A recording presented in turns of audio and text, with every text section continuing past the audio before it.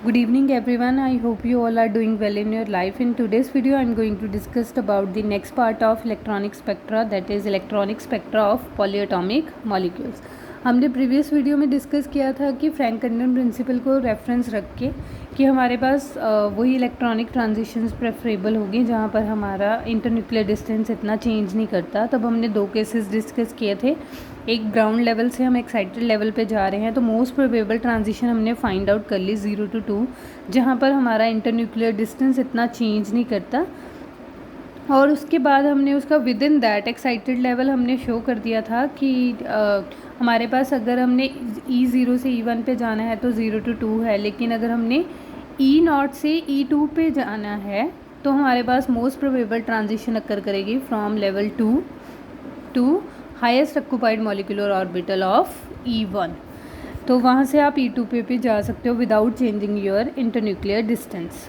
The next हम discuss कर रहे हैं electronic spectra of polyatomic molecules. Polyatomic molecules क्या है, जहाँ पर ज़्यादा एटम्स इन्वॉल्व होंगे ऐसे molecules. The electronic spectra of polyatomic molecules show great degree of complexity. The vibrational structure and the rotational fine structure can be observed in the gaseous state of small molecules.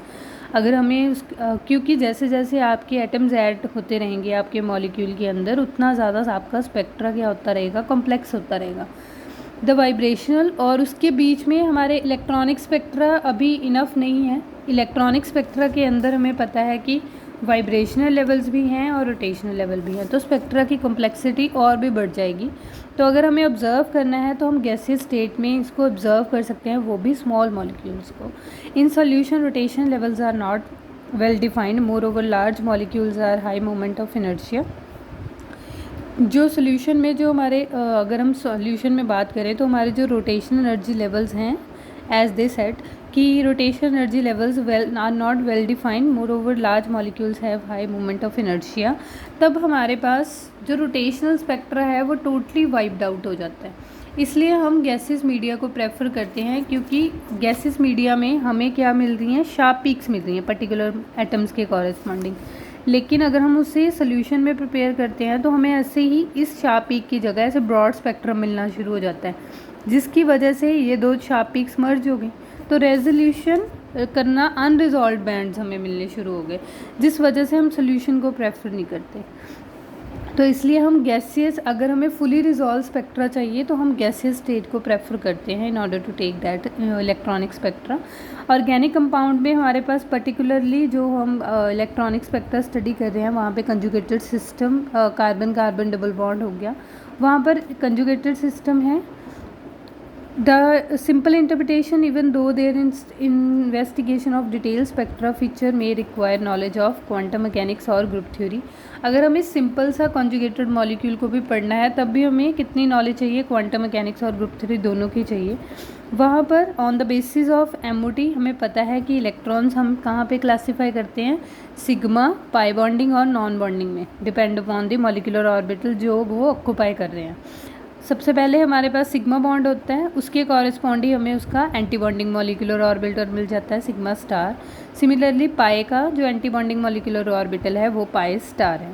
तो हमारे पास transitions की possibility increase होगी। आपने energy apply किया तो कौन कौन सी ट्रांजिशन पॉसिबल हैं, सिग्मा से सिग्मा स्टार हो सकती है, पाई से पाई स्टार हो सकती है, एन से पाई स्टार, ये ट्रांजिशन अलाउड है within that UV region. जैसे हमारे पास सिलेक्शन रूल होता है, sigma to sigma star transition occur in saturated hydrocarbons, तो वहाँ पे फिक्स हो गया। अगर आपके पास सैचुरेटेड फॉर्म हुई, कंजुगेशन ना हुई, तो हमें पता है all the bonds are sigma 1, तो कोई भी पाई बॉन्ड के ट्रेसेस नहीं मिलेंगे और सिर्फ ट्रांजिशंस जो होगी सारी की सारी डेडिकेटेड होगी sigma to sigma star. However if the little single pi bond present हुआ तो आपके पास ट्रांजिशंस के चांसेस बढ़ गए, या तो पाई से पाई स्टार के भी चांसेस हो गए और एन से पाई स्टार के चांसेस भी हो गए। The unsaturated molecules carbon carbon और इस ग्रुप में, यहाँ पे देखो जब आप कार्बोनिल की बात करते हो तो पाई से पाई स्टार ट्रांजिशन अलाउड होती है। हाउएवर अगर आप कार्बन कार्बन डबल बॉन्ड की बात कर रहे हो तो वहाँ पे आपके पास जो यहाँ पे आपके पास वीकर है और यहाँ से पाई टू पाई स्टार की ट्रांजिशन ही अलाउड होती है। नेक्स्ट यहाँ पे आपको डायग्राम में शो किया हुआ है ये ट्रांजिशन, जैसे हमने कार्बोनिल में कंसिडर किया था, सेम इन्होंने कार्बोनिल ग्रुप को ही कंसिडर किया है। तो कार्बोनिल ग्रुप में हमारे पास इलेक्ट्रॉन्स ऐसे होते हैं, सिग्मा में 2 इलेक्ट्रॉन्स, पाई में 2 इलेक्ट्रॉन्स, फिर नॉन बॉन्डिंग में 2 इलेक्ट्रॉन्स। अभी आपके पास दोनों केसेस पॉसिबल हैं, दोनों केसेस पॉसिबल है। यहाँ पे देखो, आप नॉन बॉन्डिंग से पाई स्टार पे भी जा सकते हो, पाई से पाई स्टार पे भी जा सकते हो। Functional group such as carbon carbon और एन विच अब्जॉर्ब एट, शायद से अगर आपने ग्रुप थ्योरी में सुना हो तो ग्रुप थ्योरी की वीडियो में मैंने आपको लास्ट लेक्चर में जब डिस्कस किया था कार्बोनिल ग्रुप की ही ट्रांजिशन डिस्कस की थी, वहाँ पे हमने with the help of group theory में जब हम करैक्टर टेबल करते हैं उसकी हेल्प से हमने प्रेडिक्ट किया था कि कौन सी ट्रांजिशन इनमें से अलाउड होगी, कौन सी नॉट फॉरबिडन होगी। तो वहाँ इस वीडियो को आप एक बार चेक कर सकते हो। तभी उसने बोला कि अगर आपको प्रिडिक्ट करना है कि कौन सी इलेक्ट्रॉनिक ट्रांजिशन है तो आपको नॉलेज दोनों का चाहिए, क्वांटम थ्योरी का भी चाहिए और ग्रुप थ्योरी का भी चाहिए। तो ये ग्रुप थ्योरी की एप्लीकेशन भी है और एग्जाम में काफ़ी पूछी भी जाती है। The functional group such as carbon carbon और which absorb at wavelength longer than this. तो यहाँ पर एक कॉन्सेप्ट और था कि with the increase in conjugation आपकी जो एनर्जी लेवल्स का गैप है वो रिड्यूस होता रहेगा। क्लियर? तो ये आपने एक्सप्लेन नहीं करना, सिर्फ इस कॉन्सेप्ट को कंसिडर करना है। जितनी ज़्यादा कंजुगेशन आप इंक्रीज़ करते रहोगे उतने आपके लेवल्स क्या होंगे, उतने पाई जो लेवल्स हैं आपके क्लोज आते रहेंगे, तो एनर्जी गैप रिड्यूस हो जाएगा, जो आपकी ट्रांजिशन है वो ईजिली अक्कर कर जाएगी। और एक बात यहाँ पे आपको फ्रीक्वेंसी के ज़्यादा लैम्डा का वैल्यू दिया हुआ है, लॉन्गर वेवलेंथ, शॉर्टर वेवलेंथ। तो आपको पता होना चाहिए जो एनर्जी होती है वो वेवलेंथ के इन्वर्सली प्रोपोर्शनल है। तो अगर आपकी एनर्जी गैप कम हो रहा है तो इसका मतलब एनर्जी रिड्यूस हो रही है, तो लैम्डा ऑटोमेटिकली क्या होगा, इंक्रीज़ होगा। तो अगर इफ़ इन केस एग्ज़ाम में आपको बार बार कन्फ्यूज़न हो रहा है तो आप एनर्जी की बात कर देना, तो एनर्जी से ऑटोमेटिकली क्या फ्रिक्वेंसी को बोल दोगे कि एनर्जी कम हो रही है, फ्रिक्वेंसी कम हो रही है, अगर आपको कन्फ्यूज़न हो रहा है तो। The intensity of an electronic band is determined by the extent of overlap of wave functions. Next factor वो क्या बोल रहा है कि आपके पास जो एक्सटेंट ऑफ ओवरलैपिंग अगर आप फाइंड आउट करना चाहते हो वो भी आपको आप फाइंड आउट कर सकते हो अगर वो पुअर ओवरलैप हो रहा है। जैसे हम पाई टू पाई स्टार ट्रांजिशन को ज़्यादा लाउड बोल रहे हैं बार बार, तो इसका मतलब उसका एक्सटेंट ऑफ ओवरलैपिंग ज़्यादा है as compare to n to pi star. तो इस तरह से आपको पता चल जाएगा कि जितना ज़्यादा इफेक्टिव ओवरलैप होगा वो ट्रांजिशन ज़्यादा इंटेंस होगी, जितना पुअर ओवरलैप होगा वो ट्रांजिशन लेस इंटेंस होगी। तो इसी वजह से यहाँ पे यही लिखा हुआ है कि n to pi star transition का ओवरलैप क्या है, वेव फंक्शंस का पुअर है, that's why these bands are weaker. तो कई बार ये फॉरबिडन भी होते हैं। अगर स्टिल आपको फाइंड आउट करना है कि आपकी कौन सी ट्रांजिशन फेवरेबल होगी, एन टू पाई स्टार और पाई टू पाई स्टार, तो अगर n to pi star depend करती है आप सॉल्वेंट के इफ़ेक्ट पर, जिसको हम नेक्स्ट एग्जांपल में डिस्कस करेंगे। सबसे पहले आपने ये जो टर्म्स हैं ये कर रखी हैं यूवी स्पेक्ट्रोस्कोपी में। तो यहाँ पे आपको ग्राफ दिया होता है इंटेंसिटी का लैम्डा के साथ, और आपको एक ब्रॉड स्पेक्ट्रा दिया होता है, तो उसके कॉरेस्पॉन्डिंग आपने ये चारों शिफ्ट को डिफ़ाइन करना है। बेथोक्रोमिक शिफ्ट यानी कि रेड शिफ्ट आप किसे बोलोगे, जहाँ पे लैम्डा मैक्स आपकी लॉन्गर वेवलेंथ की तरफ शिफ्ट हो रहा है। तो यहाँ पर आप कैसे याद रखोगे, जैसे विबग्योर के लिए विबग्योर का एनर्जी डिक्रीज़ कर रहा है और लैम्डा इंक्रीज़ कर रहा है। वॉयलेट से रेड की तरफ जाते हुए आपका लैम्डा क्या करता है, इंक्रीज़ करता है। तो अगर आपका लैम्डा इंक्रीज़ कर रहा है तो वो किसे उस रेड की तरफ जा रहा है विबग्योर, और आर की तरफ जा रहे हैं तो वो रेड शिफ्ट है।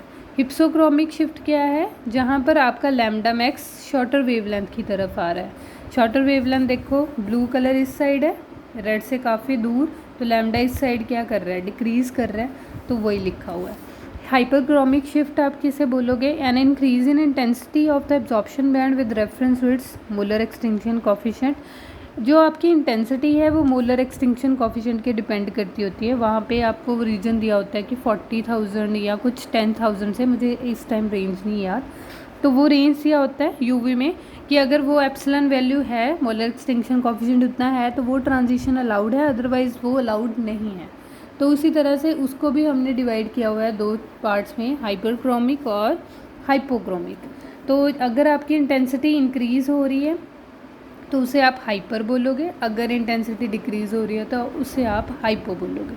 अभी टर्म आती है ऑक्सोक्रोम। ऑक्सोक्रोम हमने चार्ज ट्रांसफर स्पेक्ट्रा में भी डिस्कस किया था during last type of charge transfer spectra. Auxochrome ऐसी स्पीशीज़ होती है, ऐसा ग्रुप ऑफ एटम्स होता है जिसका खुद का कोई एब्जॉर्प्शन बैंड नहीं होता, लेकिन जब वो किसी के साथ ज्वाइन होता है in conjugation with that chromophore, it causes a bathochromic और हाइपरक्रोमिक शिफ्ट। तो वो क्या करता है, एक तो हमारा जो वेव स्पेक्ट्रा है उसे लॉन्गर वेवलेंथ की तरफ शिफ्ट कर देता है, एक उस स्पेक्ट्रा की इंटेंसिटी को क्या कर देता है, इंक्रीज़ कर देता है। This is because the lone pair of halogen atom conjugate with the alkene double bond conclude that halogen act as auxochrome. उनकी इटसेल्फ कोई आइडेंटिटी नहीं है, लेकिन अगर यहाँ पे हमने कंजुगेशन को कंसीडर कर लिया। ऑक्सोक्रोम बेसिकली क्या है, ऐसी स्पीशीज़ है जिसकी खुद का कोई एब्जॉर्प्शन बैंड नहीं होता, लेकिन जब वो दूसरे किसी स्पीशीज़ के साथ ज्वाइन होता है तो उसका वेवलेंथ को इंक्रीज़ कर दे, उसकी वेवलेंथ पे इफेक्ट डालता है।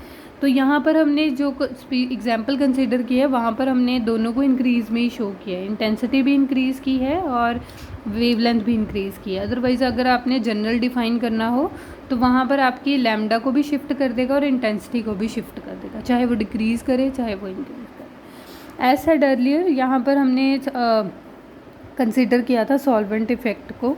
तो सॉल्वेंट इफ़ेक्ट में आप सीधा ग्राफ में एक्सप्लेन कर सकते हो।